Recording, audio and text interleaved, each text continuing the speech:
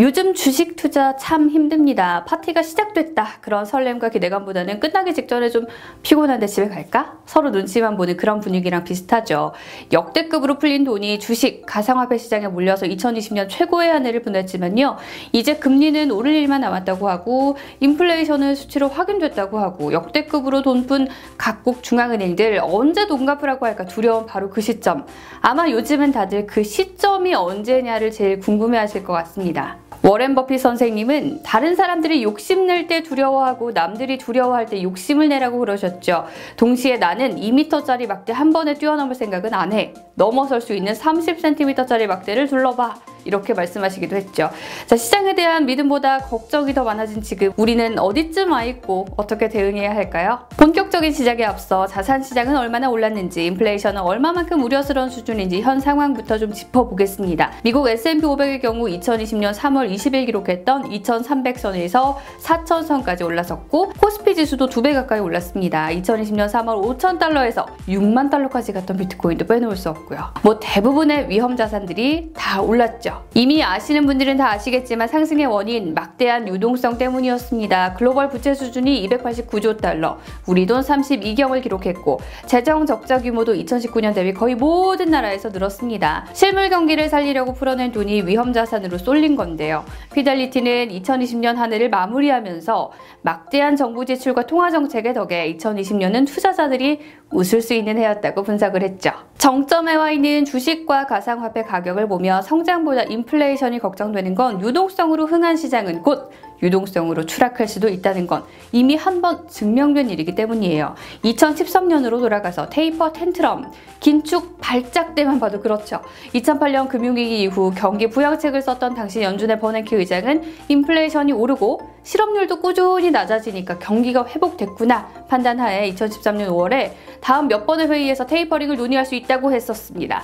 바로 한 달 뒤 6월 또 한 번 올해 말 테이퍼링이 적절해 보인다 하며 시장에 찬물을 끼얹죠. 자, 이 발언이 있자마자 투자자들이 패닉에 빠져서 바로 장기 국채 수익률과 달러 가치가 치솟아 버렸고 이때를 우리는 테이퍼 텐트럼, 긴축에 대한 발작 증세라고 불러왔습니다. 금을 비롯해서 전 세계 주식시장이 다 떨어졌던 아찔했던 순간이었죠. 지금이 두려운 건 그때와 분위기가 비슷하기 때문입니다. 그래서 테이퍼 텐트럼 2.0 아니야? 이런 의견도 나와요. 자, 일단 미국 소비자 물가지수가 4월 한 달은 0.8%, 1년 기준으로는 4.2% 상승했다는 지표가 나오면서 연준의 목표치인 2%를 2배 넘게 뛰어넘었고요. 연준도 이걸 의식했는지 아직은 때가 아니다 라더니 4월 회의에서는 많은 참가자들이 경제가 이렇게 회복세를 보인다면 다가오는 미팅 언젠가 자산 매입의 속도를 조절하는 논의를 할 수도 있다고 봤다고 완곡하게 표현하긴 했지만 테이퍼링 가능성을 시사했습니다. 아마 연준도 2013년에 충격을 좀 의식한 발언인 것 같은데요. 그때와 판박이는 아니에요. 이번에는 인플레이션에 대한 전망이 크게 변하지 않았다는 것이죠.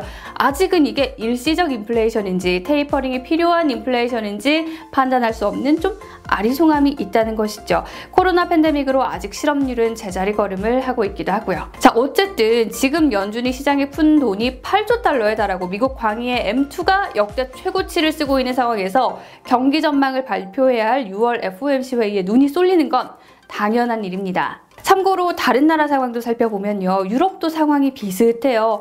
유럽을 이끌고 있는 건 크리스틴 라가르드죠. 이분도 아마 머릿속이 복잡하실 것 같습니다. 이미 비공식적으로 조금씩 자산 매입을 축소해 왔는데 6월 10일 회의 때 지금의 페이스를 더 늦출 것인지 또 한 번 시험대에 서게 되는데 라가르드 총재는요. 채권 매입을 줄이는 걸 논의하기엔 너무 일러 라고 하긴 했지만 테이퍼링 해야 한다는 의견, 아직 논의할 때가 아니다라는 의견이 워낙 팽팽하게 맞서기도 하고요. 유럽도 10년물 유로존 국채 수익률이 오르는 추세라서 상당히 애매한 상황입니다. 캐나다의 경우는 이미 4월 21일 채권 매입 규모를 축소하겠다면서 첫 테이퍼링에 나섰고요. 글로벌의 움직임을 종합해봤을 때 아무래도 6월이든 올해 말이든 조만간 테이퍼링이 글로벌 대세가 될 거라는 건 충분히 예상 가능한 시나리오인 듯합니다. 정리하면 이미 많이 오른 자산시장에서 경기 회복에 따른 인플레이션 우려가 불을 지피고 있고 각국 중앙은행이 막대하게 푼 돈을 조만간 걷어들인다는 건 기정사실로 보인다는 것이고요. 결국 이 충격이 우리 자산시장에 얼마나 영향을 미칠지 알 수 없기 때문에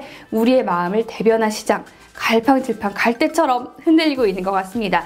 글로벌 국채 수익률은 공격적으로 상승하고 있고요. 투자자들이 채권 시장으로 움직일 유인이 되고 있다는 뜻이기도 합니다. 아마 그래서 최근에 시장에 진입하신 분들은 손절을 해야 하나 고민하실 수도 있고 이제 현금화를 해야 하나 고민하시는 분들도 계실지 모르겠습니다.